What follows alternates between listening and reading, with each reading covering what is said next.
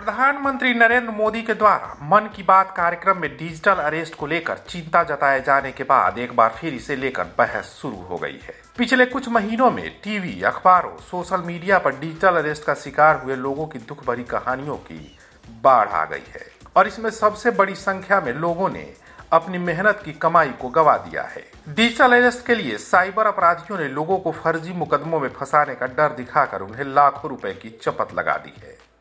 प्रधानमंत्री नरेंद्र मोदी के अलावा केंद्रीय गृह मंत्रालय ने भी इसे लेकर चिंता जाहिर की है और लोगों को आगाह किया है कि डिजिटल अरेस्ट के जरिए धोखाधड़ी की घटनाएं बहुत ज्यादा बढ़ गई हैं। प्रधानमंत्री नरेंद्र मोदी ने डिजिटल अरेस्ट के नाम पर हो रहे स्कैम को लेकर लोगों से कहा है कि उन्हें बहुत सावधान रहने की जरूरत है। Indian cyber crime coordination centre यानी 14C का कहना है कि डिजिटल अरेस्ट धोखाधड़ी का सिर्फ एक तरीका है। इसके अलावा 3 अन्य ऑनलाइन स्कैम के जरिए लोगों को निशाना बनाया जा रहा है और ये स्कैम है ट्रेडिंग, इन्वेस्टमेंट निर्देश और रोमांस या फिर डेटिंग स्कैम। 14C की ओर से इस साल मई में जनवरी से अप्रैल तक के जो आंकड़े जारी किए गए थे उनके मुताबिक भारतीयों ने डिजिटल अरेस्ट में 120 करोड़, ट्रेडिंग स्कैम में 1420 करोड़, इन्वेस्टमेंट स्कैम में 222 करोड़ और रोमांस या डेटिंग स्कैम में 13 करोड़ रुपए गंवाए हैं। अब आपको बताते हैं कि ट्रेडिंग स्कैम क्या होता है। इस स्कैम में धोखेबाज सोशल मीडिया पर फ्री ट्रेडिंग टिप्स वाले विज्ञापन देते हैं और इसमें वे शेयर मार्केट के एक्सपर्ट्स की फोटो और फर्जी न्यूज आर्टिकल का इस्तेमाल करते हैं।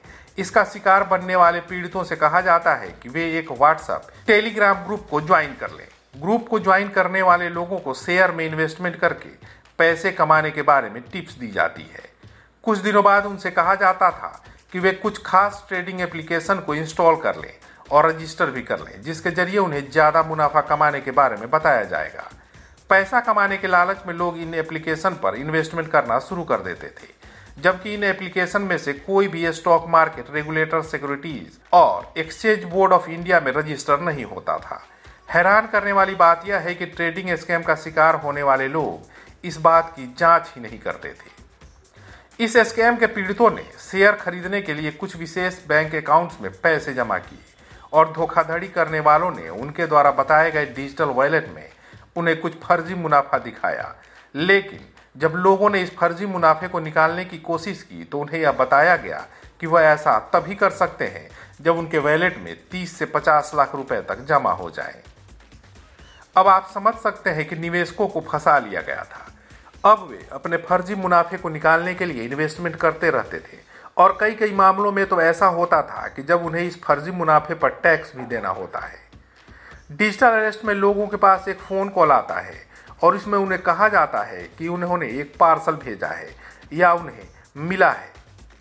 इस पार्सल में कोई अवैध सामान, ड्रग्स, फर्जी पासपोर्ट या अन्य दूसरी बैन की हुई चीज है। जब पीड़ित इन धोखेबाजों के जाल में फंस जाते हैं तो धोखेबाज स्काइप या किसी और वीडियो कॉलिंग प्लेटफॉर्म के जरिए उनसे संपर्क करते हैं।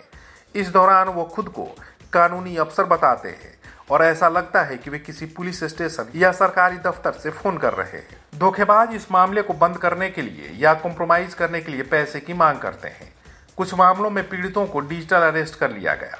डिजिटल अरेस्ट का सीधा मतलब यह है कि जब तक अपराधियों की मांगों को आप पूरा नहीं करते थे तब तक उनके सामने आपको ऑनलाइन मौजूद रहना पड़ेगा। इन्वेस्टमेंट स्कैम का शिकार बनने वाले लोगों को आमतौर पर किसी विदेशी नंबर से एक व्हाट्सएप मैसेज आता है। मैसेज भेजने वाले खुद को कंपनी का रिप्रेजेंटेटिव बताते हैं। रिप्रेजेंटेटिव लोगों से कहते हैं कि आप घर से काम करके 30,000 रुपए कमा सकते हैं।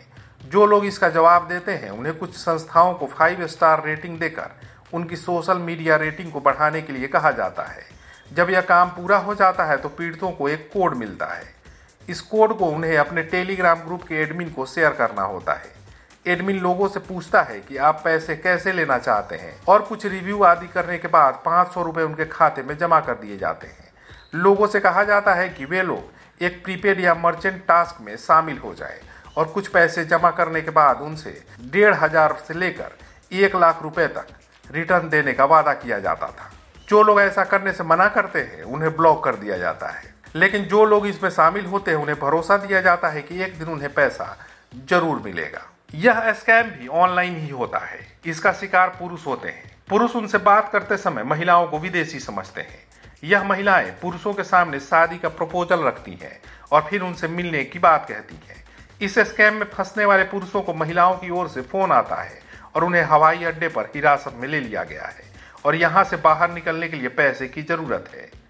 अमेरिकी FBI ने ऐसे कई मामलों को हैंडल किया है। उनका कहना है कि रोमांस और डेटिंग स्कैम करने वाले अपने आप को सच्चा आदमी बताते हैं और लोगों को भरोसा में लेकर उनसे पैसे ठगते हैं।